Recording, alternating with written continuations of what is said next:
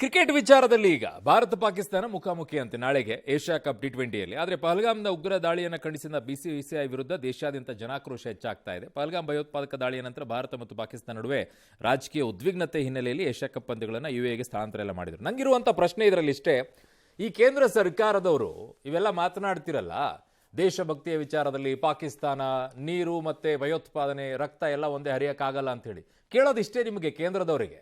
ಏನು ಅಂತಂದ್ರೆ, ನೀವು ಮಾಡುವಂಥದ್ದು ಡೋಂಗಿ ದೇಶಭಕ್ತಿನ ಹಾಗಿದ್ದಾಗ ಪಾಕಿಸ್ತಾನದ ವಿಚಾರದಲ್ಲಿ ಕೆಲವು ಮಾತ್ರ ಪಾಕಿಸ್ತಾನ ಅದು ಇದು ಅಂತ ಹೇಳಿ ಪಹಲ್ಗಾಮ್ ವಿಚಾರದಲ್ಲಿ ಮಾತಾಡ್ತಿದ್ದೀರಾ, ಪುಲ್ವಾಮಾದಲ್ಲೆಲ್ಲ ಮಾತನಾಡಿದಿರಿ, ಎಲ್ಲವೂ ವಿಚಾರದಲ್ಲೂ ಮಾತನಾಡಿದಿರಿ. ಈಗ ಯಾಕೆ ವಿಚಾರದಲ್ಲಿ ಮಾತನಾಡ್ತಾ ಇಲ್ಲ ಬಿಜೆಪಿ ನಾಯಕರುಗಳು? ಪಾಕಿಸ್ತಾನ ಆಟ ಆದ್ರೂ ಬೇರೆನಾ? ಅದು ಚೆನ್ನಾಗಿದೆ ನಿಮ್ಮ ಡ್ರಾಮಾಗಳೆಲ್ಲ. ಅಲ್ಲ, ಒಂದ್ ಕಡೆ ಆಪರೇಷನ್ ಸಿಂಧೂರ ಮುಂದುವರಿಯುತ್ತೆ, ನಿಲ್ಸಿಲ್ಲ ಅಂತಾರೆ. ಇಲ್ಲಿ ಮ್ಯಾಚ್ ಬೇಡ, ಮ್ಯಾಚ್ ಯುದ್ಧನೂ ಆಗುತ್ತೆ, ಆ ಕಡೆ ಮ್ಯಾಚ್ ಆಡಿಸ್ತೀನಿ. ಯಾಕೆ ಅಮಿತ್ ಶಾ ಅವ್ರ ಮಗಾನೇ ಅಲ್ವಾ ಇದಕ್ಕೆ ನಿಂತ್ಕೊಳ್ಳೋದು? ನಿಲ್ಸಿ. ಈ ಆಟಾಟೋಪಗಳೆಲ್ಲ ಬಿಡೋದಿದ್ರೆ ಬಿಡಿ, ಇಲ್ಲಾಂದ್ರೆ ನಿಮ್ಗೆ ಡೋಂಗಿ ದೇಶಭಕ್ತಿ ಅಂತ ಕರಿಬೇಕಾಗತ್ತೆ ಅಷ್ಟೇ, ಇನ್ನೇನು ಹೇಳಕ್ಕಾಗಲ್ಲ.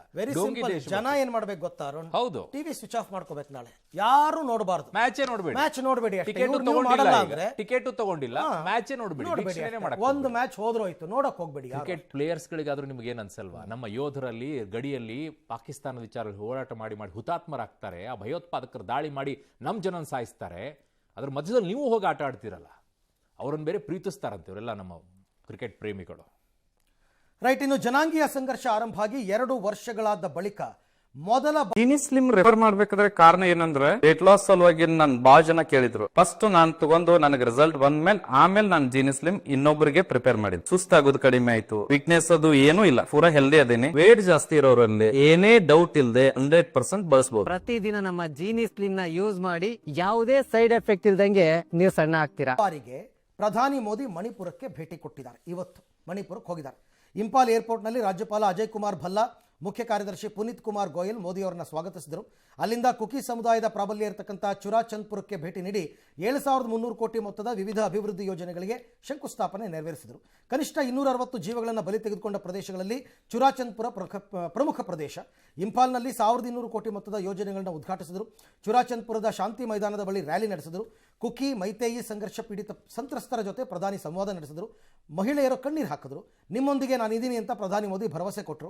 ಇನ್ನು ಪ್ರಧಾನಿ ಮೋದಿ ಮಣಿಪುರ ಭೇಟಿಗೆ ಕಾಂಗ್ರೆಸ್ ನಾಯಕರು ಲೇವಡಿ ಮಾಡಿದ್ದಾರೆ. ಇದು ಜನಾಂಗೀಯ ಹಿಂಸಾಚಾರದಿಂದ ಬಾಧಿತರಾದವರಿಗೆ ಮಾಡಿದ ಅವಮಾನ. ಮಣಿಪುರ ಹಿಂಸಾಚಾರಕ್ಕೆ ಮೋದಿಗೆ ಪಶ್ಚಾತ್ತಾಪ ಇಲ್ಲ, ಅಪರಾಧಿ ಭಾವನೆಯೂ ಇಲ್ಲ.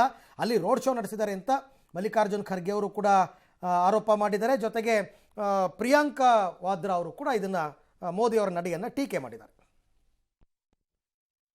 ಯಾವಾಗ ಅಲ್ಲಿ ಗಲಾಟೆ ಆಯ್ತಿದ್ದಾಗ ಹೋಗ್ಲಿಲ್ಲ ಇವರು, ಈಗೆಲ್ಲ ಗಲಾಟೆ ಎಲ್ಲ ಕಡಿಮೆ ಆದ್ಮೇಲೆ ಹೋಗಿದ್ದಾರೆ. ಯಾಕೆ ಹೋಗ್ಲಿಲ್ಲ ಅವರು? ಇಷ್ಟು ವರ್ಷ 7 ವರ್ಷದಿಂದ ಆಯ್ತಲ್ಲ, 7 ವರ್ಷದಿಂದ ಯಾಕೆ ಹೋಗ್ಲಿಲ್ಲ? ಈಗ ಕೇಳಿದ್ರಲ್ವಾ ಮಲ್ಲಿಕಾರ್ಜುನ್ ಖರ್ಗೆ ಅವರು, ಏನೂ ಪಶ್ಚಾತ್ತಾಪವಿಲ್ಲ, ಅಪರಾಧಿಯ ಭಾವನೆನಿಲ್ಲ. ನಾನು ಕೇಳೋದಿಷ್ಟೇ, ನೀವು ಅವ್ರಿಗೆ ಕೇಳಿ. ಅವ್ರು 2 ವರ್ಷದ ಹೋಗದಿರೋದು ತಪ್ಪೇ. ಅದು 1 ವರ್ಷ ಆದಮೇಲೆ ಅಟ್ಲೀಸ್ಟ್ ಹೋಗಬೇಕಾಗಿತ್ತು. ಯಾವ ವಿಚಾರದಲ್ಲಿ ಹೋಗಿಲ್ಲ ಗೊತ್ತಿಲ್ಲ, ಭದ್ರತೆಯ ದೃಷ್ಟಿಯಿಂದ ಅವ್ರು ಹೋಗ್ಲಿಕ್ಕಿಲ್ಲ 1 ವರ್ಷ, 2ನೇ ವರ್ಷನೂ ಹೋಗಿಲ್ಲನೂ ಗೊತ್ತಿಲ್ಲ. ಬಟ್ ನನಗೆ ಕೇಳೋದಿಷ್ಟೇ ನಿಮಗೆ ಮಲ್ಲಿಕಾರ್ಜುನ್ ಖರ್ಗೆ ಅವರೇ, ಎಮರ್ಜೆನ್ಸಿ ತಂದಂತಹ ಪಶ್ಚಾತ್ತಾಪ ಕಾಂಗ್ರೆಸ್ಸಿಗೆ ಇದೆಯಾ?